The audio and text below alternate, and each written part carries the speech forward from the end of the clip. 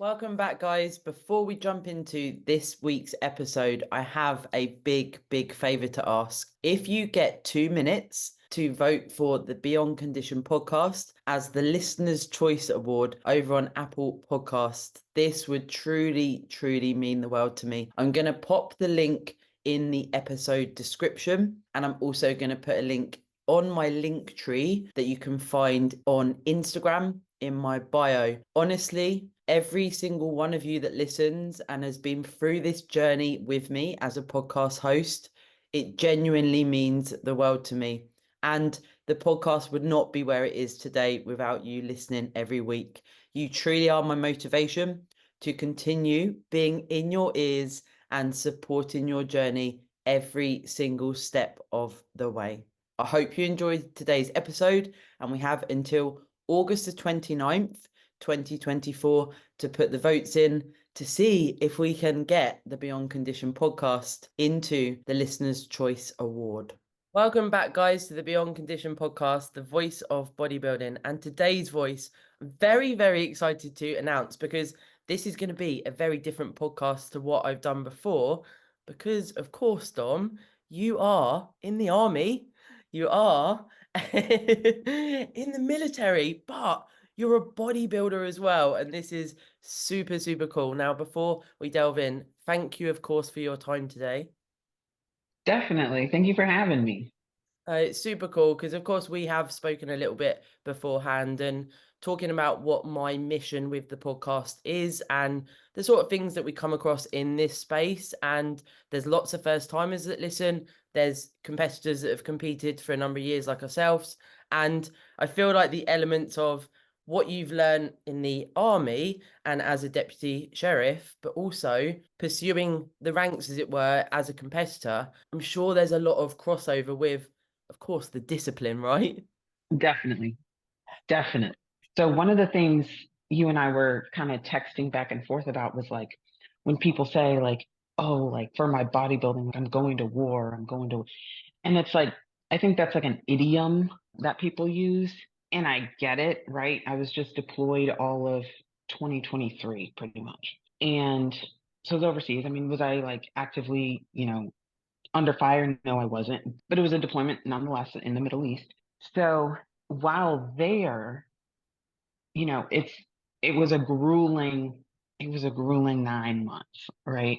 It was day in, day out, the same thing. You know, you're up early, you're working all day, you work late, you get off work, you go to the gym, you're eating the same 3 square meals a day, and then you do it again, and you do it every single day. We're working 6 days a week, one day off, and nothing, it was so repetitive. It was the same thing. It was a lot of hard work. You can't take a day off. You can't get out of that rhythm. And the same thing goes for bodybuilding, right? All your prep, the best preps, nothing changes. Yeah. And that kind of messes with your mind. That messes with your mind in deployment psychologically, and that messes with your mind definitely in bodybuilding.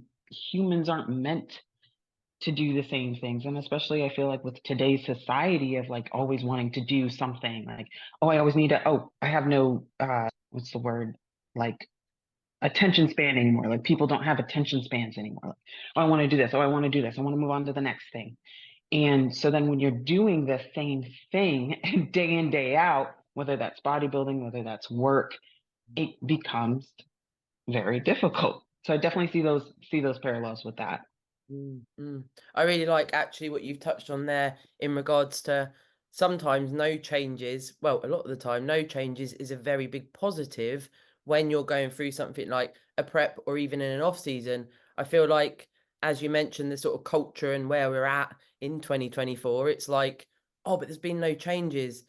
Does that mean something's wrong? And it's like, well, actually, if it's working, we crack on. It's that repetitive nature. And this is, I believe, as well, what a lot of people maybe don't realize about bodybuilding when you're competing is that it's not all the singing and dancing and the sparkles that we see on the gram. It's a grind all the way through, and that's where that sort of analogy of I'm going to war comes from, because it is tough, as we both agreed, right? You're visiting dark places, but then it's like have a bit of respect for people that are at war, that are essentially, giving their life over to try and fight for the country, rather than going to a gym, you have a nice hot shower, you eat maybe 6 meals a day, and all of these things. And that's where personally I find that it can be, it's a bit of a lack of respect there, if you see what I mean. Yeah, no, I definitely see what you mean. And of course, like when I hear people, they're like, oh, like I'm going to war and this is like the hardest thing I've ever done. I absolutely understand, right? I think within your autonomous self, it's probably the hardest thing that you've ever done because bodybuilding is hard. Yeah. You know, it's it's easy, but it's difficult to execute, Yeah. right? Because at the end of the day, what are we doing? Well, you're eating food and going to the gym and doing cardio Yeah. and posing. What's hard about that? Well, nothing inherently, right? But doing the same thing and what you're eating and how you execute continually over time without change. That's when the execution, I think, becomes difficult.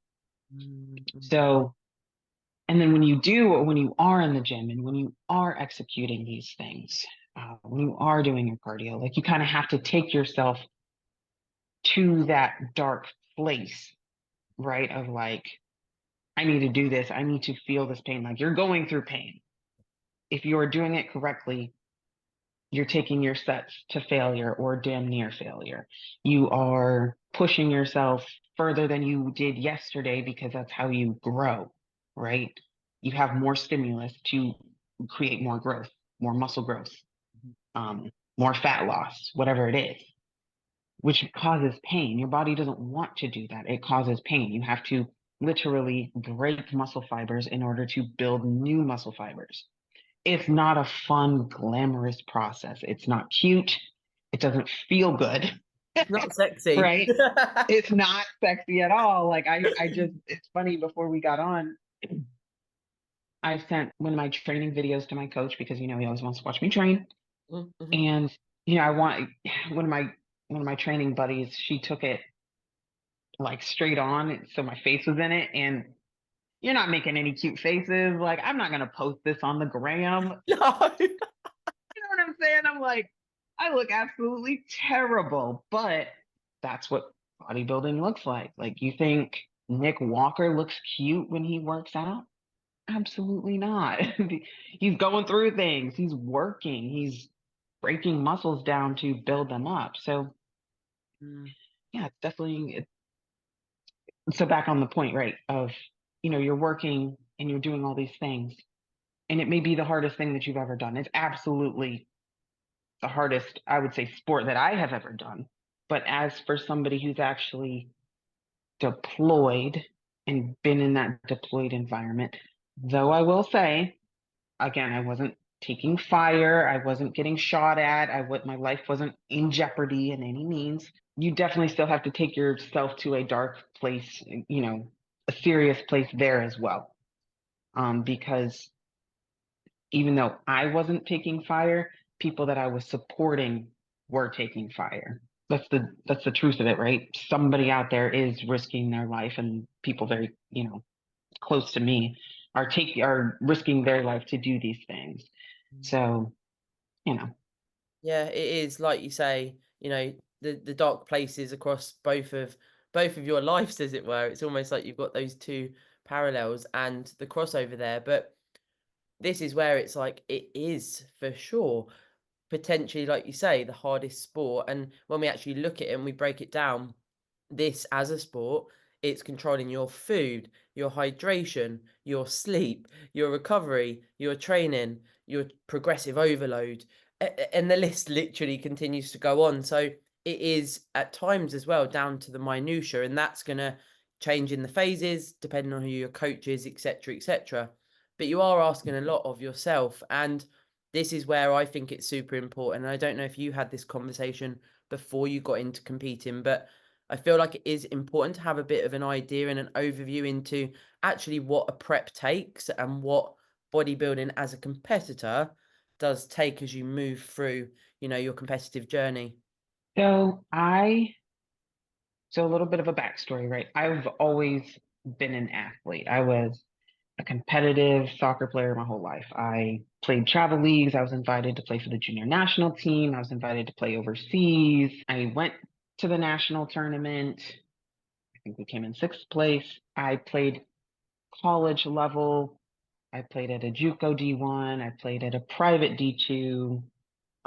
I played semi-professionally after that, and then was invited to try out with a pro team. So I have that background of being a pretty high level athlete already, right? Of kind of having to push yourself and, going through those seasons. Like, for example, like to me, I kind of equate um prep to like preseason of college.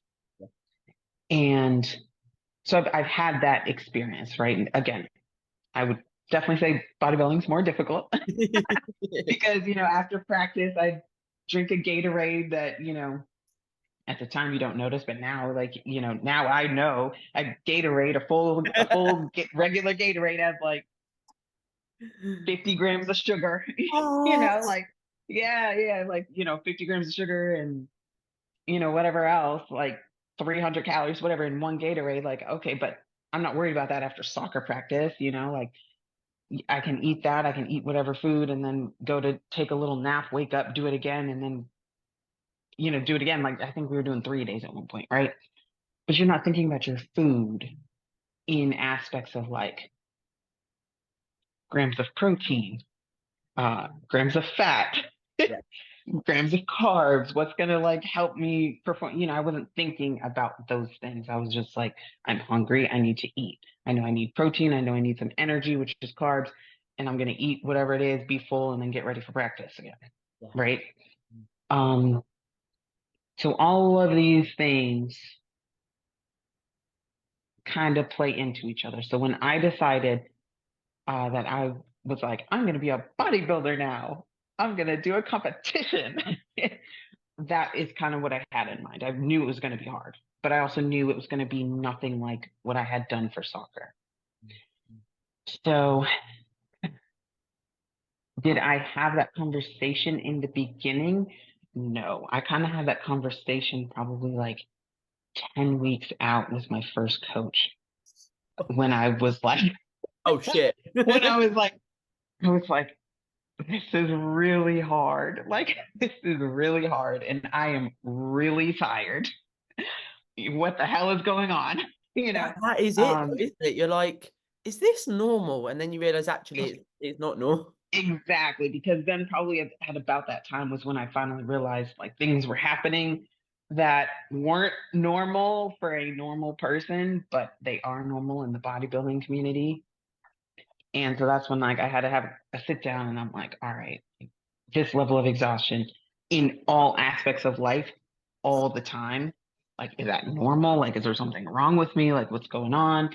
Um, just kind of like my body, I would like after certain workouts, like after a leg day, I would swell and I noticed that. And I'm like, okay, am I getting fat now? Like, just certain things that you just have no idea until you learn them, right? So That's where the sort of minutia comes in at points where I'm sure you'd agree, Dom. It's like you start looking at supplementation, you start looking at electrolyte balance with swelling or little things like that that have a huge impact. And then it's that like back and forth with your coach to try and find the outcome that you're looking for as an athlete, but the plan that delivers that because it's so individual as well. There might be people listening that never even knew swelling was a thing. I've experienced it myself over my time, and it's like, what is happening to me? And then, yeah. you of course tinker with things and change things, and communication with your coach is super, super important. And over your time of competing, have you had multiple coaches or have you stayed with the one that you first did it with? So over my entire bodybuilding time, I've had three coaches. Yeah. My first coach was for my first show. That's how I kind of got into bodybuilding. He was just a local coach that I got from a friend. Yeah. Um, right? I mean, that's typically how it happens, right? I told there was this other deputy actually at work, and I told him, I was like, your traps are insane. He's like, oh, thank you. And then we had a conversation, and I told him I was trying to like get in shape and get fit because I had previously been soccer fit, but not necessarily like aesthetically fit. Sure. And so I wanted to make these changes and I was trying things and he was like, oh, well, he's like, you have a great shape. You should go into bodybuilding. He's like, they just came out with wellness. And I was like, wellness, you know, That's it. back, right. What's wellness? Back when I thought, I could do wellness and I can't, but I don't have the structure for it. But anyway, so that was when I first started. So I had my first, he was like, yeah, I know somebody. He's a bodybuilding coach, whatever. He's been in the game. So kind of like a local coach, right? That was my first. Then my second, I was kind of like, okay, I really like this. I really like bodybuilding. I want to go further. And so I kind of started shopping for a coach, and then I found my second coach, and I was with him for 3 shows, and I liked him. And then when I came back, I had him all throughout my deployment, and then when I came back, I kind of was like, I think I want to go in a different direction, and I think I want to try something different because I had started, learning a little bit more about the sport over time and a little bit more about, kind of what I wanted and what I wanted out of a coach. Mhm. And so I started shopping around again. And then I found my current coach, who is Shane Hewley. And so we will do our first show together in 7 weeks. It's exciting. Wish me luck. Well, Yeah, before we jumped on, we were talking about this, actually, the almost the phases in a prep, because you sort of think there's prep, there's off season, there's reverse out of maintenance or things in between. But actually, we were talking about when you get to that, it's almost around that sort of maybe 14 to 10 weeks out where you start to think, I'm in the middle here. So I'm not bigger body from a growth phase or wherever you've been. I'm not lean, like prep lean or stage lean. Where am I? And that sort of no man's land of then that imposter syndrome kicks in and that fuckery in the head where you're thinking, whoa, am I going to be ready? And you were speaking about sort of where you're at now. Actually, you've seen some big changes in the last 4 days. That would be super cool to speak about, actually. yeah. So for me, again, I'm just coming back. I haven't competed now since December 2022. So it's been a while. And I'm coming back, and imposter syndrome is like exactly what I'm experiencing right now. Like, am I still a bodybuilder? Can I still do it? Yeah. I'm too fat to be a bodybuilder now. Like all these things. I'm too old, like my body hurts now. I'm not that old. I'm 29, right? But I'm so so I'm starting to I'm so old.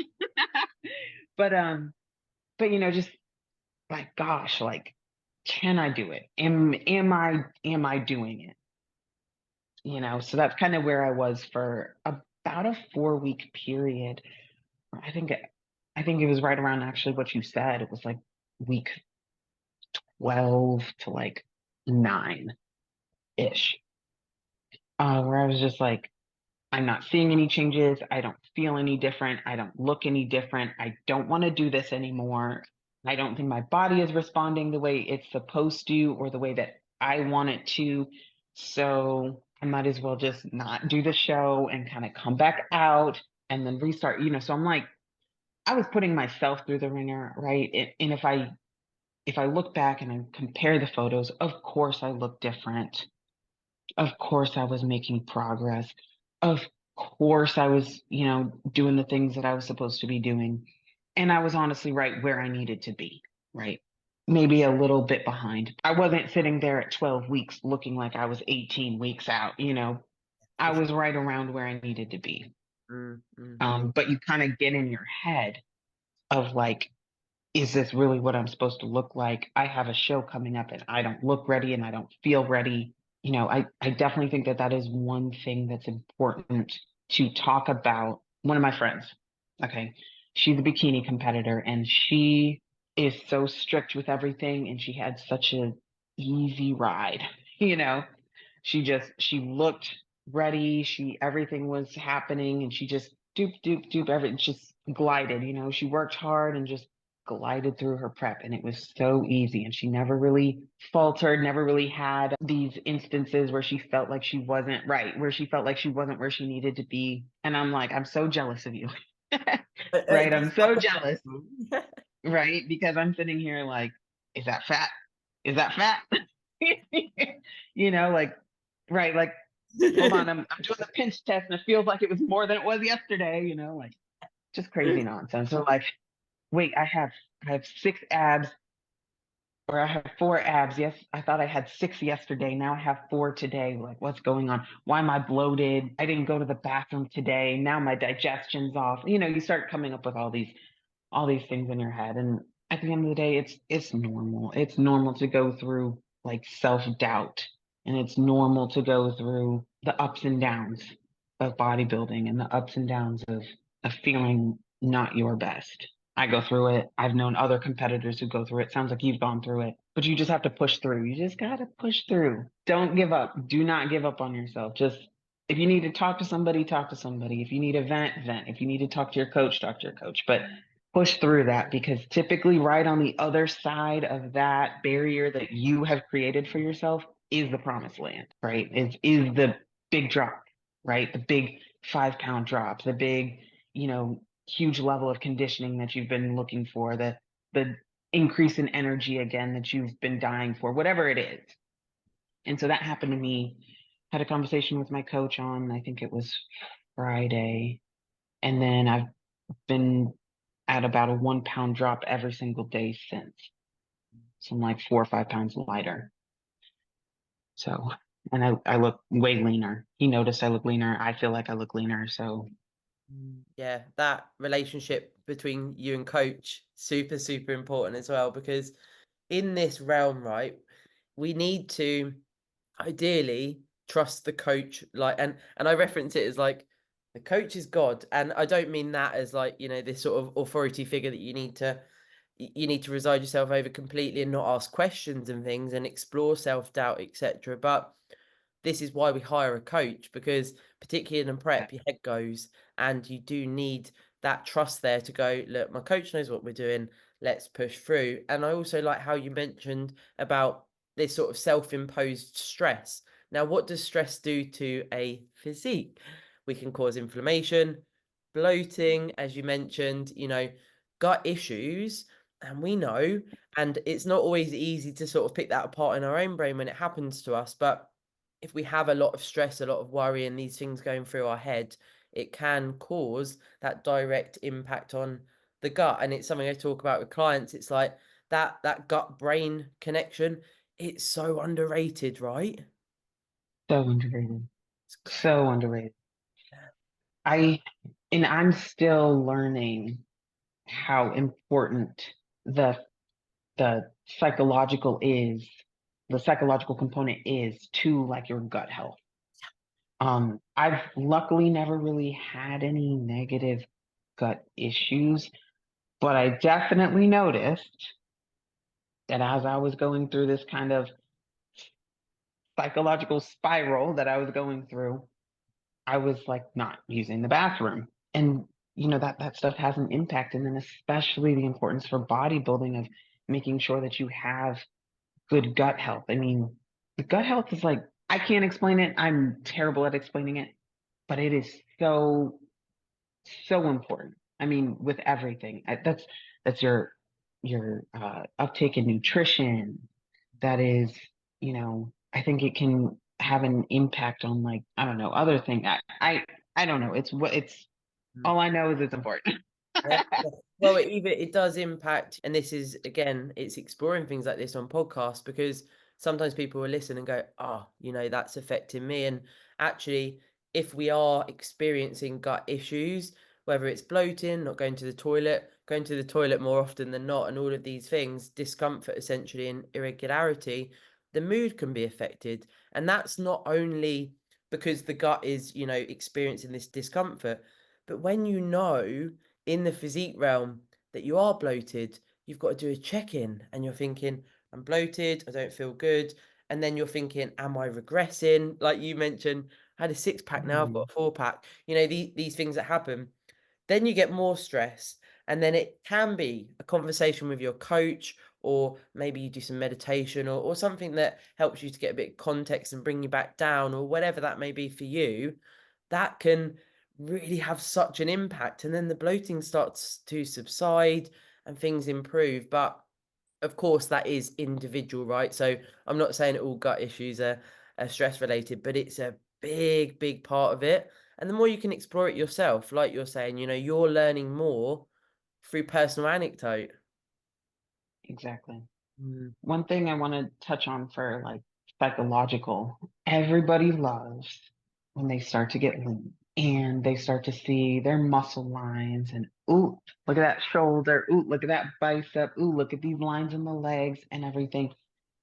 One thing, and I watched YouTube of Sydney Gillen, Mm.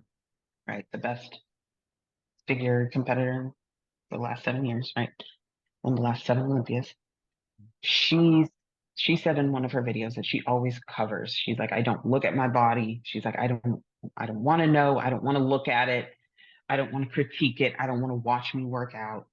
She's like, I am completely covered in like a big hoodie, loose leggings. She's like, I don't do any of it. She's like, I only take my clothes off and prep during check-ins, and my coach looks at it and he tells me. He's like, she said, I don't look at it. And that kind of resonated with me. And I think it's very powerful in that, one, and I have started to implement that myself. One, you can connect with your muscles better, right? And in one way to connect with the muscles is by looking at them, but another way is to just feel them, right? I've seen them enough. I've I've done it enough. I know what they look like.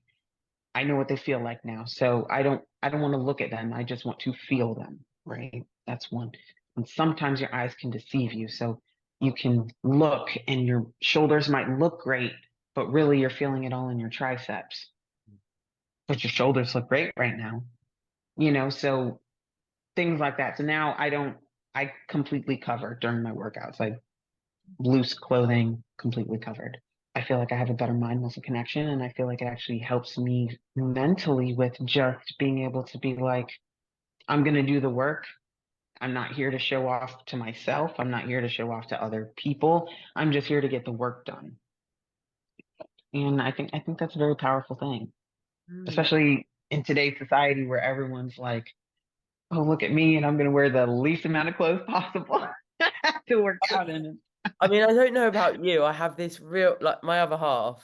I've only been with him for sort of a couple of years, and when we first got together, I literally 4 weeks after we got together, I went into a prep. So we didn't really experience like normal life, and went through this prep, and then literally like a week out, I started wearing like some hot pants and a sports bra, and I felt better in myself. But until then, I was like, nope, I'm too big. I can't wear less clothes, and I was like so conscious. And he's like, you're so lean and you won't wear, what people would go to the gym and they don't care, they'll wear whatever. And I certainly have this own hang up in myself. I don't really know where it stems from, probably years of bodybuilding. But it's funny, isn't it? Because you can look at other people and you never really know how people are feeling in these sort of gym outfits and what people do wear. And also, is that from social media pressure rather than wanting to wear certain things? I mean, I just wear big baggy stuff as well.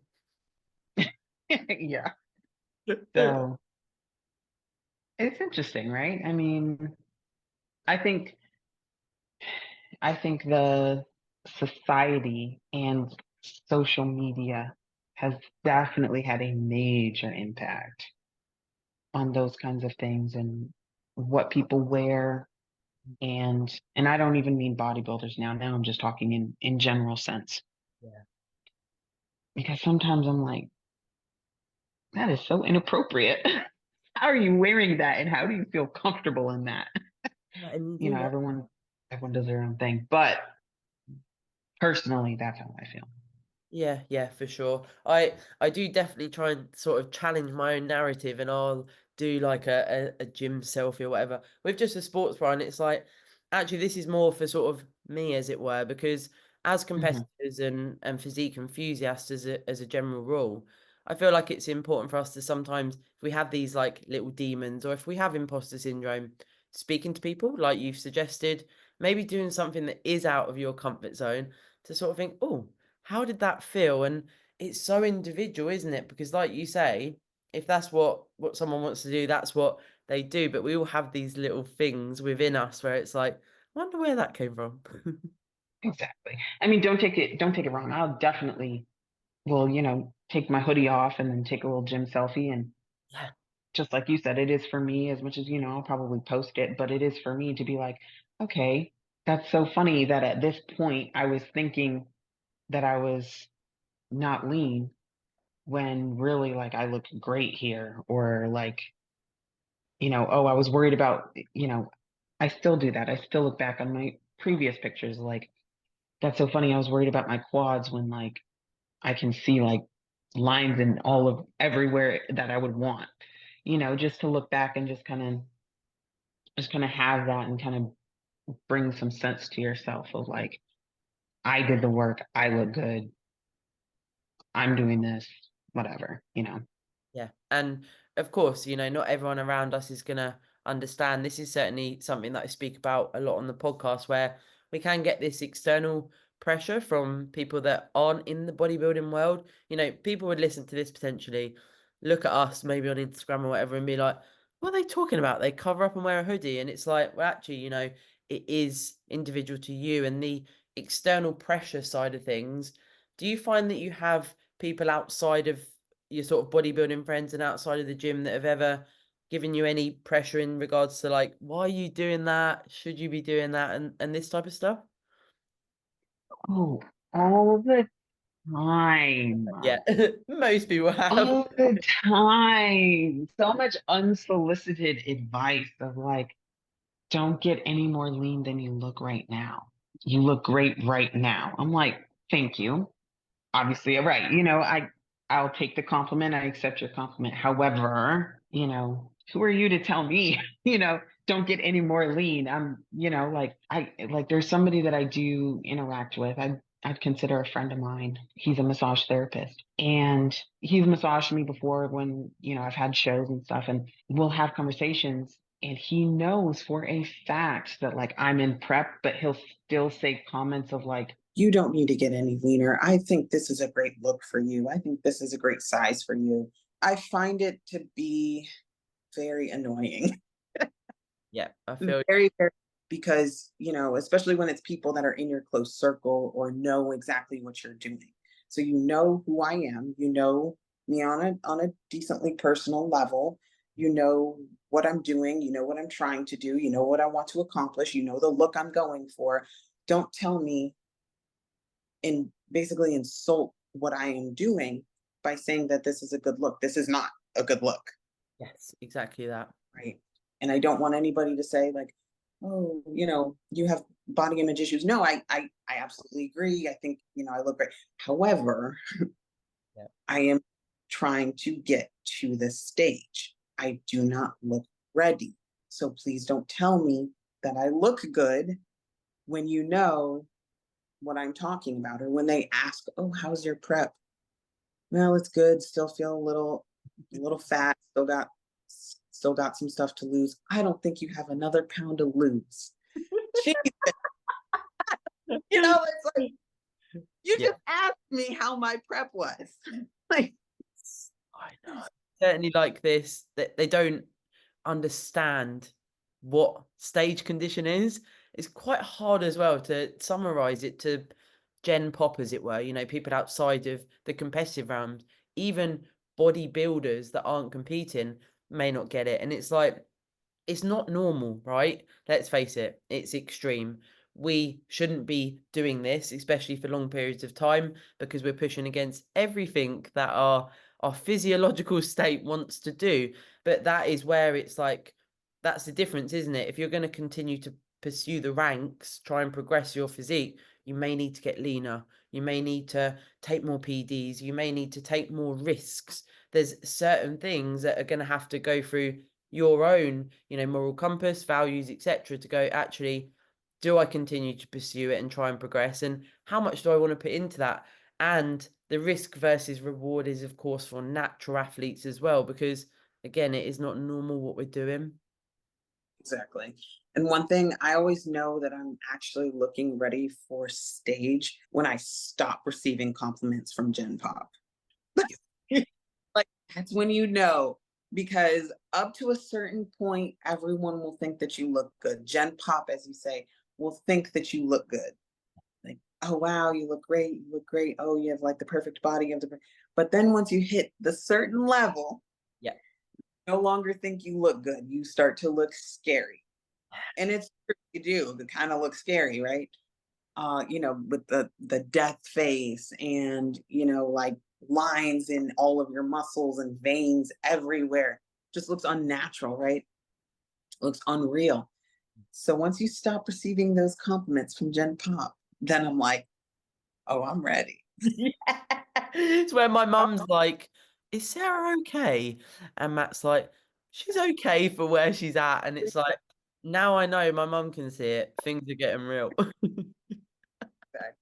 So, or like another thing is like my mood. Like my mood will change. Like so when my family's like, ooh, you're not yourself, you know, or like, for example, like at work, just like my level of patience, like reacting to things at work in a different way than I would have when I was 18 weeks out, you know, just because you lose, like, at least I do lose all sense of like patience, which kind of tough in, you know, my customer service, public servant career field.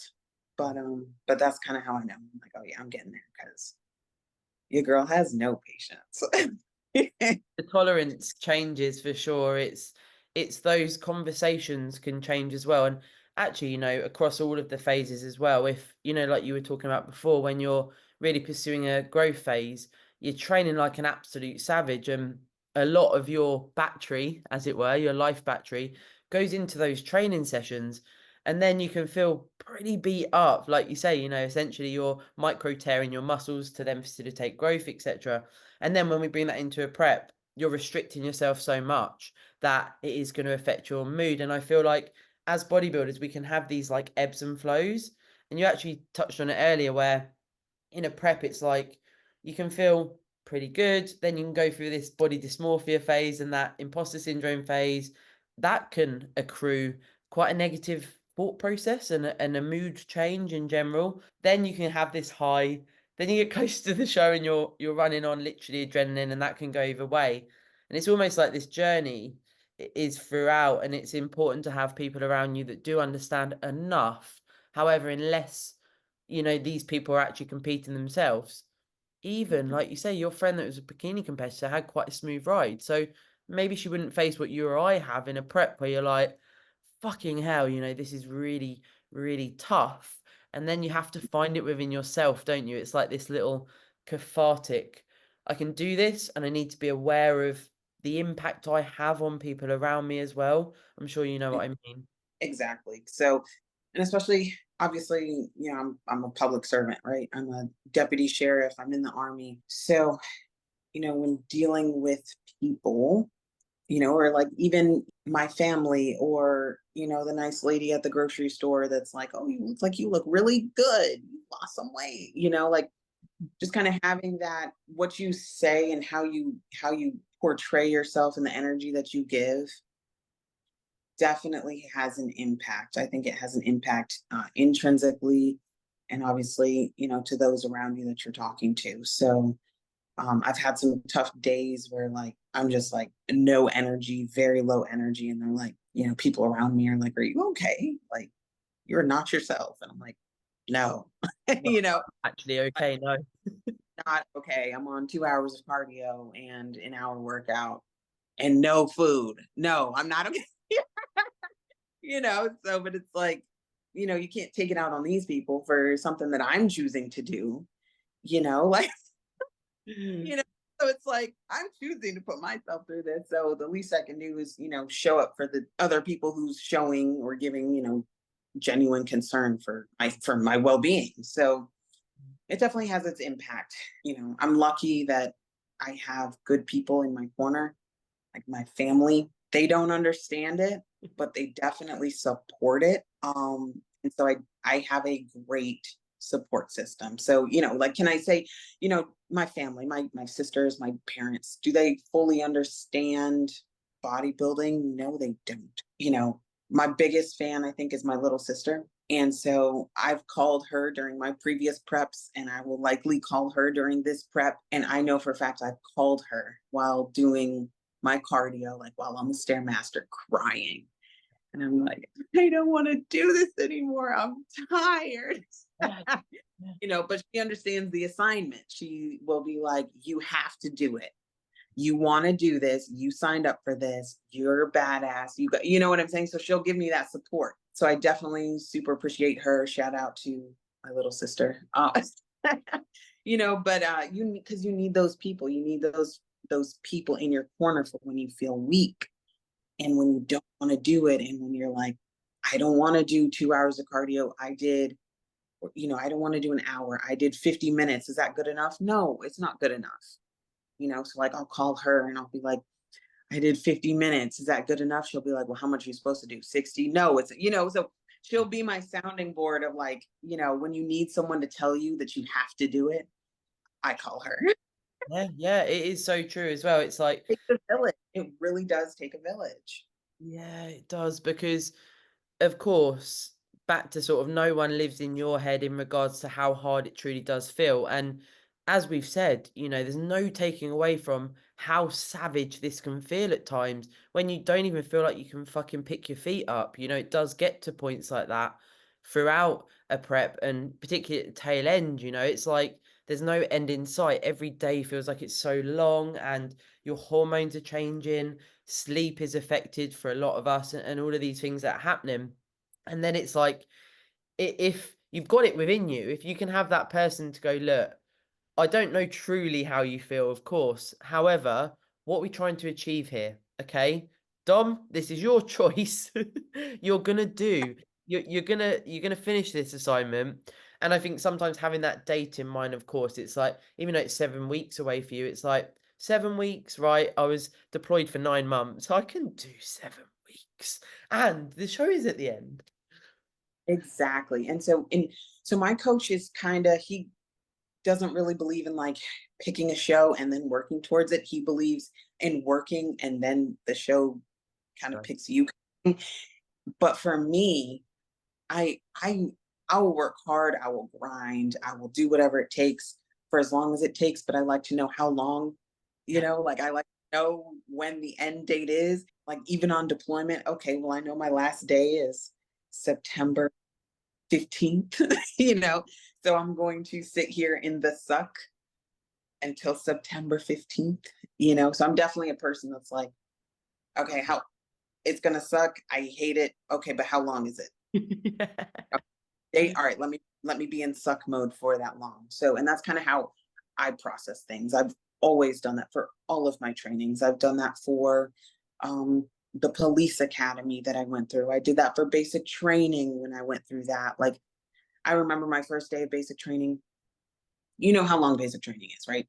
And there was a girl next to me. And so remember when we talked about, you know, kind of your mindset and everything, my mindset's just like, okay, like now I'm in the suck, you know, like, oh, I'm Dominique, and now I'm Dom, like business. So, right, like, okay, fine, it's gonna suck for this long, and I'm prepared to just endure for this long.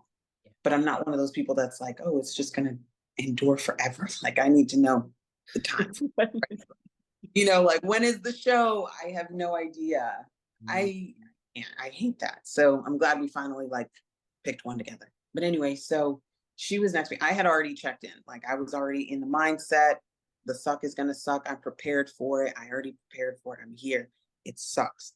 I know that when we first show up, they're gonna treat you like absolute dog shit. They're gonna yell at you, they're gonna scream at you, they're gonna try to make you quit, do all those things, right? Came prepared. I had already flipped my switch. So the girl next to me, she did not flip her switch because she was crying and she just was like, like blubbering. And I was like literally standing there at the position of attention, like, shut up, stop. She's You not know, with like, me. like, right. I was like, why do I have to be next to this girl? Because now they're going to, now they're going to come because they're going to notice because they're telling everybody to be quiet and you're sitting here crying. So now, they smoked her, which then smoked me, who's standing right next to this female. So now we're sitting here doing push-ups and they're like, just quit, just get down on your knees and just quit. And then you can leave and go home and go eat. And so I'm just sitting here like shaking, like going through it. But, and as I bring these things up, like, dang, it's just like bodybuilding. It's so, isn't it? There's Like, so much that transfers. Of course, it's this mental fortitude, isn't it? And I feel like there is that crossover of you've got to be a little bit twisted or whatever we want to call it to want to essentially persevere to do this, right? We're doing all of this to step on stage for, I don't know, 5-10 minutes, right? But there is that personality type of like, I think, well, what else would I be doing? Like, I'm so consumed by progression and, improving myself. It's like, I don't know what life would be without this sort of, like you say, pursuit and dates in mind and something you're heading for. And that can, of course, be where it's quite hard having longer periods in like a growth phase. If this stage is not there, it's sort of like, oh, I'm getting bigger. Am I improving? I'm eating food. Am I improving? And honestly, and that's kind of one thing that I do like about the bodybuilding community as a whole, for the most part, is everybody is grinding, and not just in aspects of bodybuilding, right? Like they're typically doing the most in whatever aspect of life that they have. They're out there, you're not weak-minded if you're going through bodybuilding and you're actually doing a good job, right? You're hard, you're grinding, you're persevering, you're pushing through, you're going to places you haven't been before, to grow muscle that you haven't built before, to do things that you haven't done before, So you're doing all these things. You're digging, you have to dig deep, right? You don't just do that in one aspect of life, typically. That's typically kind of who you are as a person, right? And whether that's you're a content creator or you're, whatever you do for your job, whether you do this, whatever your job is, you're excelling at that and you do a great job in that. I don't really think I've met like a bodybuilder who isn't like impressive, you know. And that's kind of one thing that I do love about the bodybuilding community is like there's so many different types of people and they're so impressive because they all have that work ethic that they're just whatever it is, they're on it, Yeah. It Like, can. do you, or what are your thoughts? Yeah, I certainly feel like that, as you said, if they're doing a good job as well, and that is the undercurrent, it can be a bit of an elephant in the room, and it's something that I think is important to talk about. What level are you taking your bodybuilding to, and are you doing a good job? Are you pouring everything into it? And of course, there are those caveats of like in or away from a prep, right? You can socialize more, you can do certain things, etc. However, if you are pursuing the ranks and you are looking to continue progression, accolade wise, physique wise, looking better each time you step on stage, you can't just flip out of it for long periods of time. Well, maybe some people can. Genetic freaks, of course, maybe have a bit of a disposition there. But generally speaking, for a lot of us, it's a 24/7 thing. Even when you are having a social occasion, you're thinking, have I had my protein? Have I trained? Have I had my supplements? So there's different levels to it, right? And that doesn't take away from if you want to do this for a bit of fun or step on stage once, go ahead. But there is that difference. And I feel like personally, I noticed that this sort of where you're talking about this high frequency almost of the people that are pursuing all areas of life, it often breeds this competitive bodybuilder, competitive person that is going to smash all areas of life because they're wanting that all the time. It's like, if things are still right, there's too complacent here. Something has to, progress and we need to pursue it. So I know what you mean there, and it's super cool. Like, I love it. I'm like, there's weirdos out there like me. Definitely. And so, that's what a lot of my friends and, well, a lot of my friends are very similar, right? They're always kind of on the go, but, even within my family, they're like, hey, are when are you free? And I'm like, I'm never free. You know, I don't have a lot of free time. Why? Because I'm always doing something, whether that's, you know, work, right? I have my regular day job. Then I have the army, which is like an additional, you know, like a second job. And then I have my bodybuilding on top of that. And so it's like I have all these things and they're constantly, if one, and it's funny because I'm thinking of how I think of my life is in years. So I'm in the Army Reserve, right? So it's not full time, but there's times when it becomes full time, right? So it's like I have my sheriff's office job, that is my career. I am a deputy sheriff, that's my job. And then I have kind of like balances. So like this year is my body, like last year I was deployed, right? So that was my army year. Yeah. This year is my bodybuilding year.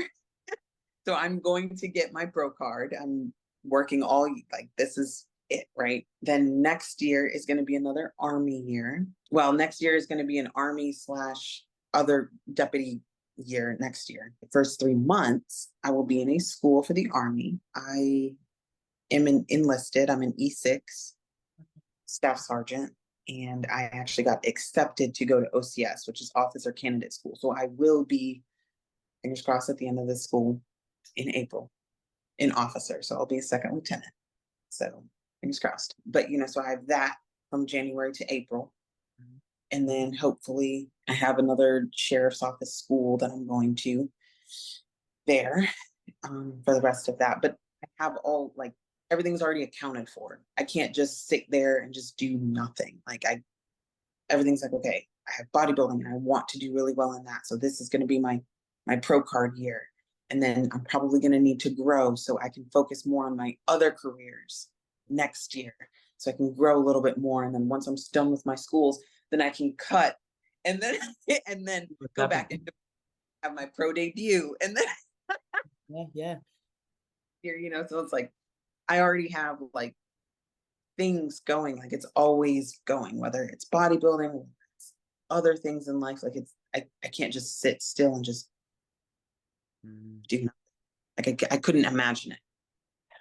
This is such a relevant topic in regards to a growth phase. Like if you're just doing a growth phase and maybe this is a bit unknown to you or this is discomfort, like I've always found it quite hard to push up and I don't, you know, I'm not shy to talk about that because of the body dysmorphia, etc.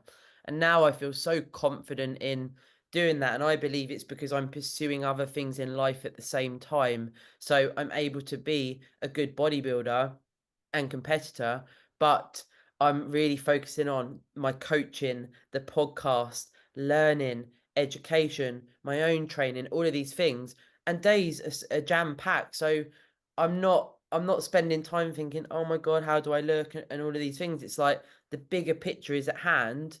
So I really like that you've spoken about that because I feel like sometimes if the growth phase, you're just left to your own devices in your own mind and you're maybe in a job that you don't particularly like, maybe not much stimulation outside of the gym, you can be left with a lot of these thought processes that could turn negative, if you know what I mean.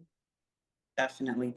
So no bodybuilder who's sitting there at, you know, 7.65% body fat likes a growth phase where they all of a sudden now they can't see their muscles like they used to.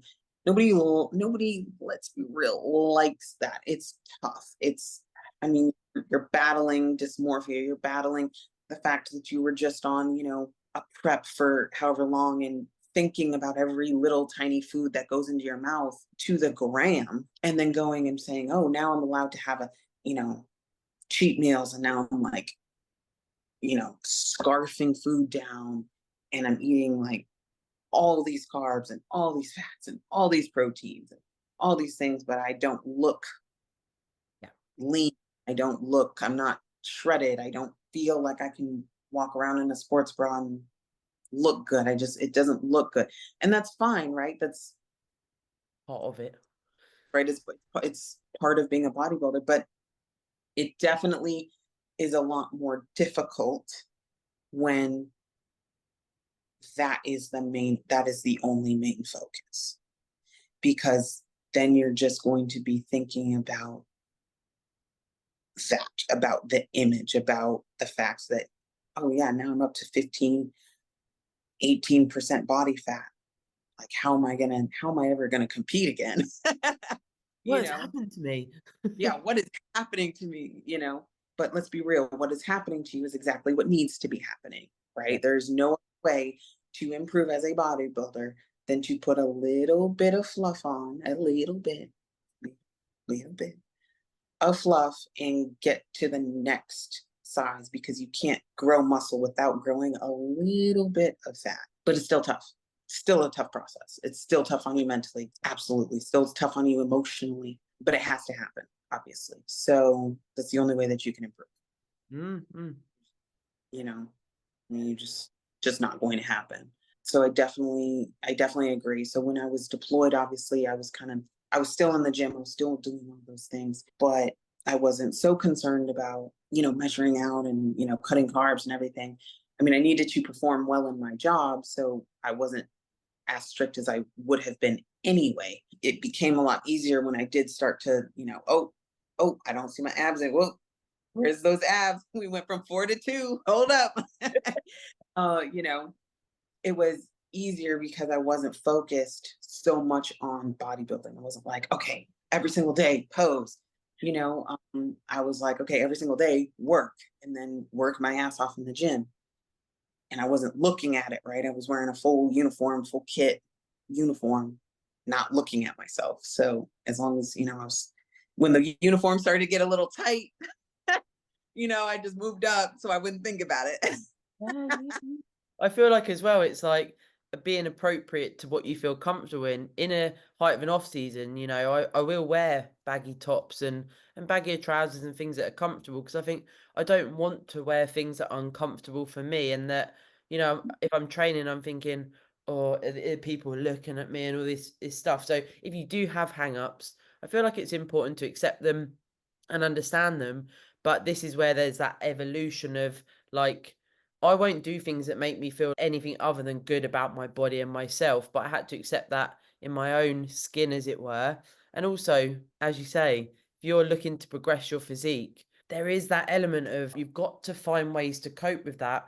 Otherwise, you cannot facilitate progression. And this is where it can make or break you. Sometimes in an off season, you'd ordinarily think, prep, that will send someone into not wanting bodybuilding, but it's the growth phases that can be incredibly hard, isn't it? Oh, absolutely. Yeah. Growth phases are I think they're tough in two ways. Okay. I think they're either tough because of what we have just mentioned. You feel uncomfortable. You don't want to grow. You don't want to put on that body fat. You don't want to see yourself like that. And it's tough that way. Or it's tough the other way, which is you enjoy it too much. Oh, yeah. And you can't control it. You have a tough time controlling your eating, controlling your off season, and still sticking to the plan, right? Because at the end of the day, there is still a plan. You just because you're in off season, just because you're growing, just because you're allowed to have a little bit more body fat doesn't mean that you can go just buck wild, right? There's a plan. And of course, you can enjoy life a little bit more. You can go have a drink if you want. You can, go eat a dessert, okay? But it still has to have an element of control and of discipline. So I think that's another way of, like, all of a sudden you're like, wow, look at all this that I get to eat. And then now I just can't stop eating. And I've seen that and I've heard that, and that's kind of the, like, in fact, another one of my bikini friends, actually, she was like that. Like, after she got out, especially in the rebound period, fresh after a show, it's just so, if you let yourself, you could just eat and eat and eat and then just not stop. So, and I mean, it's tough. So I definitely see it tough in both angles. Where, let's be real, all you're doing is you're just not eating. You're weighing it, eating it, and only eating that. So I almost feel like that's easier than the opposite. Yeah, it is as well. The elements of control, like you say there, of, I find, like, even now I'm well into my growth phase, and I'm still hungry a lot of the time because we're training harder. And I say training harder, I don't go into a prep and go, fuck it, training's gonna be shit now. But over time, of course, you can notice an impact to your training. But now it's like a different hunger. So I'm not hungry like, shit, I'm dying. It's hunger that wants to fuel the training performance, that is, focusing on muscle growth. And then it's like you say, there's still a plan. So it's that mental fortitude that we've spoken about in a growth phase as well. Because I mean, I'm a foodie, as it were. I've got a good capacity for food. So I don't think I'm ever going to get to a point where I'm like, nope, I can't eat anymore, as it were. My coach winds me up about that. He's like, you can eat a lot for a bikini girl. And I'm like, well, it must be my genetics. However, it's like, that's where it's so important what you said there. It's still a plan. So even if you have off-plan meal, or you have some extra things incorporated, ordinarily your coach is going to say, off-plan meal. But it's down to you as an athlete. Is that off-plan meal fuck it button and eat in excess, or is it an off-plan meal with some guidelines, if you know what I mean? Exactly. So for me, I would always kind of stay in the guidelines, right? Always have so my last cheat meal was, and this was actually just a couple weeks ago. My last cheat meal was I think it was a halibut with rice, and some green beans.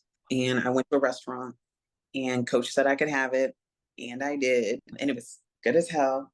Love halibut. But I still maintained those guidelines, right? I still had a carb, I still had my protein, and it wasn't, dirty, right? It wasn't like I was sitting there eating, a cheeseburger with a ton of, I don't know, French fries and all this other nonsense. Still kept it pretty clean, but there was times earlier in the prep, earlier in the process, when we were kind of doing a little recomp and stuff, that, yeah, my cheat meal, and he would let me have it because communication with your coach is key of what a cheat meal is. I would go to Five Guys and I would have a double cheeseburger, but I wouldn't have any fries. It was just the double cheeseburger because I just wanted the burger. Yeah, it's we just like protein. Exactly. So it was, but I still had the fats and I still had the carbs, but it was just in the burger. But the fries would be too much because my body in carbs is very, very sketchy. So I would just have the burger, but that's all I wanted. Just the burger. And I was allowed to eat that for a while. And then it changed to, hey, now you can have your cheat meal, but it needs to be closer to plan. So then I changed to the, kind of fish, or maybe I'd have a salmon or whatever. And then now I'm at the point where there's no more cheat meals. It's just one day a week, I just have more carbs. So I'll just have rice or rice cakes or. Yeah, basic whole foods that we know digest well. Of course, as well, there is elements of, digestion and what sits well is person dependent, right? Like I can have a Five Guys burger and I actually feel very good. I feel like it, if anything, it sometimes kickstarts my digestion in a good way. And someone else might have a Five Guys and feel bloated, not be able to go to the toilet, Exactly. That's when you got to stay in your own lane, right? Because yourself through personal anecdote what actually works for you, and you can get that balance, right? There's hedonistic, so we like Five Guys, right? So if we're allowed to have that, cool. But then if yeah. But then if there's that hedonistic takes over, Five Guys is really not good for my digestion, but I'm gonna have it anyway. That's the difference, right? Exactly. Yeah. Exactly. And I mean, I'm in the same boat as you. The Five Guys for me was fine. I digested well. Maybe I would gain maybe a pound or two the next day, but then I'd drop. So usually one day it was up, and then the following day, so the second day after, then it would be more drop from before. So processed well, right? But now I'm just at the point where I just can't do that now. I'm too close to show. So, but I'm with you of, hey, but I also know that if I were to have those fries, then I would be up here and I'd stay. Because then I would have hit that threshold for whatever it is. That's the threshold. I cannot eat the fries. My body is just not going to do what it needs to do. And that is part of the process as well, isn't it? There may be first timers listening thinking, I mean, I don't know what sits well, because I don't think I did for a while, because it would be you can have X. I got told in my sort of first coaching relationship, have what you fancy. And for me, I'm like, I don't know what I fancy. What does that mean? I've been on a prep and I've done the reverse out, stuck to plan, sit at a restaurant with a menu, and I'd be thinking, fuck, what do I order? So that does, of course, come with experience as well. And different coaches have different mythologies, right? Like, I'm sure you've probably noticed that having, 3 coaches over your time, that it's not always the same, is it? Oh, no, not at all. Like, I will say with this coach, I was eating the most food I've ever eaten and doing the least amount of cardio I've ever done. I know. Result. Like, that's a win. So I definitely was happy about that, but I also was like, what's going on? Like, That's the catch. right. Like, hold up, coach. We want to go to a show. But it was interesting because none of my previous coaches had done that, had allowed me to do that. And it was never on the plan like that. And I am sensitive to carbs, and I've known that the whole time. So I'm like, we're eating a lot of that for me. If I tell you how much it was, it's not a lot. But for me, it was a lot. And I'm like, I don't know, is that, but guess what? Followed his thing. I ate the carbs. And, I feel fuller. I have more muscle mass. I, still now, even though we've cut carbs since, but, you have to know that about yourself, right? And every prep is always going to look the same. So.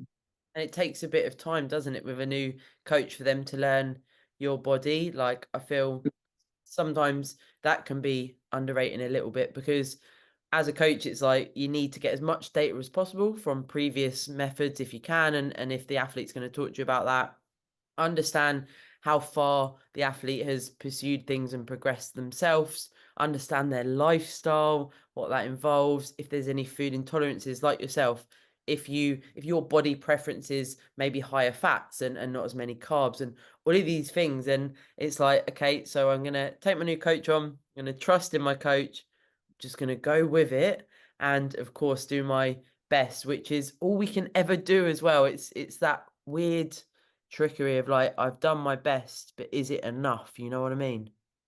Exactly. Yeah. So you say you're going to get a pro card. Now let's talk about that. Is this a mindset 101? Like, I'm getting that fucking pro card. Oh yeah. So mindset 101, I'm getting that fucking pro card because I was so close. So my first show was October 2021. Yeah. And it was my first show. I came in 3rd out of 3, like, or 3rd out of 4. It's so wild, isn't it? But I was, oh my gosh, I did it. Second show, that was October 2021. Second show was July of 2022. And I came in first place, won the overall. That was July. September, I went to North Americans and I came in 2nd place. So that was tough. But, I was still stoked. I mean, my first time at nationals, I came in 2nd place. Like, I mean, who could really be mad, Because, I mean, the girl that I lost to, she had been competing for 4 years and this was my 3rd show, right? So, I mean, how could I be mad? So, and it was a solid lineup. I mean, it was a lot of girls. I don't know, 15, 20 or so. But anyway, so then that was September. Then it was tough, right? Because I deployed, like I said, in December of 2022. Okay. So this was September 2022. I was going back and forth about competing at nationals that year, which was December also. I think it was December 3rd, which was like a Saturday. And I deployed on Monday, December 5th. So, I went, exactly, like, what do I do, right? So I was kind of going back and forth, and I'm like, why? I'm like, I want, this is my first deployment. I want to see my family. I want to like enjoy life. I've already been in prep. I've already done 2 shows this year. You know what I'm saying? So I'm like going back and forth. And then finally, at like the end of October, I was like, I'm gonna do it. I was like, I'm gonna do it. My coach is like, you couldn't have decided earlier. Yeah. You know, You couldn't have decided earlier. So anyway, but whatever. So I tried really, really, really, really hard. And I knew at that point, because one, I had decided so late that I probably wasn't going to win, but I wanted to compete. I was like, you know what? I want to compete. I want to bodybuild. I know I won't be able to for a long time. So regardless, I just want to get another show under my belt just for fun. Like, I just want to be on stage. I just want to go through it. And, I do kind of feel a little bit guilty because because I wish I would have maybe spent that time with my family instead. But it was still, my parents, I still had Thanksgiving with my parents. They had a prep friendly Thanksgiving.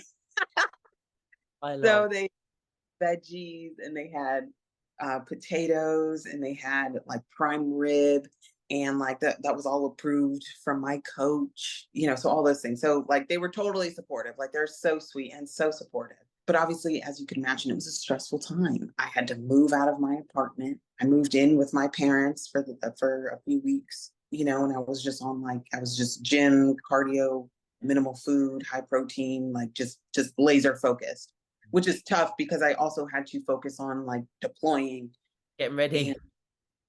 Getting ready. So it was tough. It was definitely tough. But I think I came in 13th place at nationals. So, I mean, at the end of the day, I did like a 20-something day prep and still came in, like, at least I wasn't and all others, right? So, I mean, whatever. But also, that was the only show that I could have done within the time frame. So I didn't want to do nationals. I just did nationals because that was the only show. So whatever. So did that. And then now here I am coming out. And I mean, I feel much more mature. I feel like I can handle more. I feel like, I've been there, done that. I know what to expect. I know what I need to do. I know what needs to change. I feel like I have more muscle mass, and, I just need to get shredded, and I'm going to get a pro card. Like, I'm actively getting shredded, actively doing cardio, getting like 20,000 steps a day. And yeah, so I mean, I'm going to get it. I'm going to push, I'm going to get it. And then I'm going to have an debut. I mean, it is for sure. There are elements of this sort of champion mindset, as it were. And then it's like, even if you are building into this and it's like, I'm going to get my pro card, there is opportunities to continue the quest, right? So if you have your eyes set on a show, like your example, you come second, right? Okay, so we can either let it go, or we can go, actually, is there another show? I'm going to get this fucking pro card. So there are elements of being able to, there's always shows, right? I know, of course, it's time of year and what have you, but if you have it in your head, it's like, this is life or death for me, right? I'm pursuing this, and almost those like visualizations, those manifestations, I don't believe that they're effective unless you put the work in. So like you said, you're doing everything you need to do to get shredded and get ready for the performance.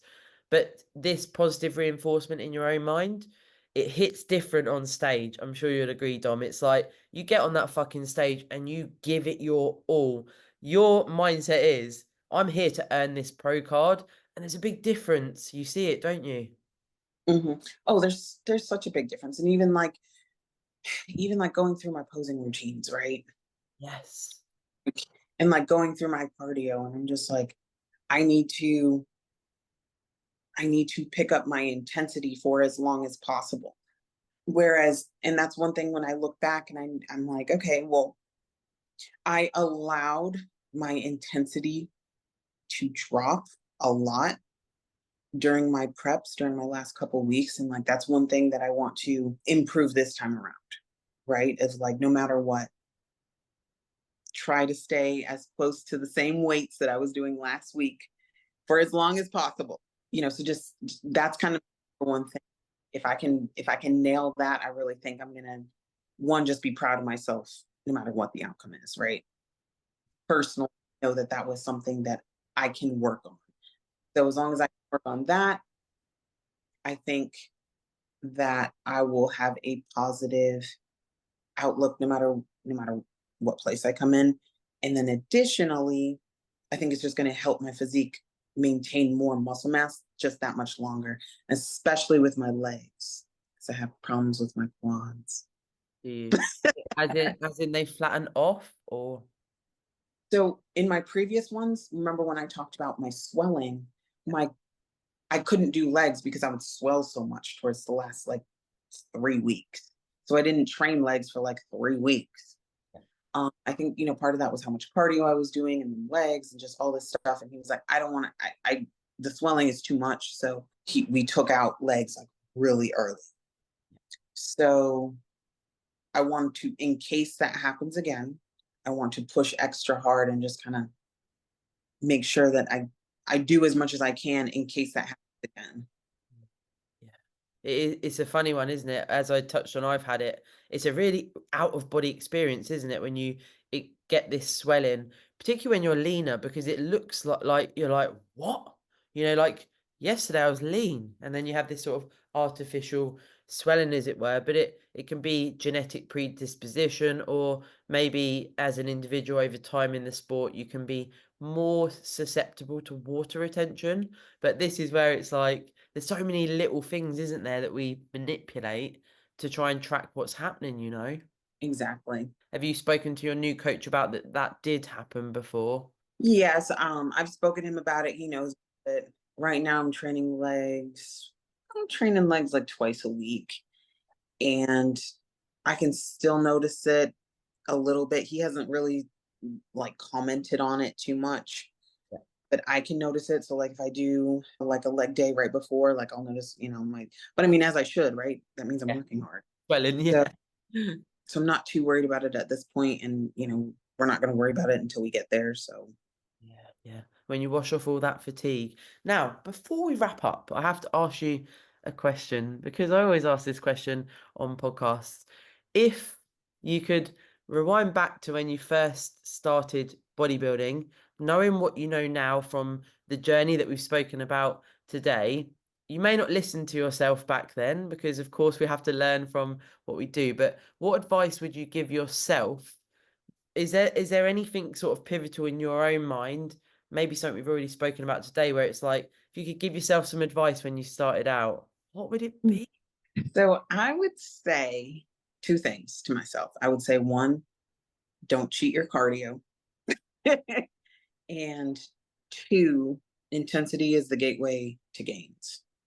So just make sure that, and that's one thing, like I just got done saying, I definitely have improved my intensity in my trainings, and just making sure that I maintain that throughout. It's easy to, just be like, oh, I'm tired. I'm just going to get through it, and of course there are those days, and I'm sure I'm still going to have those days, and everybody has those days, but to still kind of, to the best of my ability, be like, no, no, no, no, no. Don't give up on yourself. Push through, make it hard, and keep that intensity up for as long as possible. I definitely think that those will be my two things. And then the cardio, I mean, my first prep, I was so damn lazy on my cardio. It's like, oh no, I got to do the thing again. I won't lie to you, I was so lazy with cardio. It was one of those things that I just did to get done, and I didn't actually do to get better. Yeah. So you know what I'm saying? So I did it to get done. I did not do it to get better. And it's hard to think even now, right? We were just talking about this. I did my morning fasted cardio right before this. And it was hard. It's hard to sit there for an hour and, power walk outside, 80% humidity, 90 degree weather, the sun's beaming on you, and you're in a sweatsuit, and you're trying to walk as fast as possible. It's not easy to be like, this is making me better, or be like, this is so boring, like I'm doing this for an hour. But you have to, and it is going to make you better, and it is going to set you apart, and it is going to get you that level of conditioning that's going to get you your pro card. So those are my two things to myself that I tell myself today, and that I would tell myself back then. So.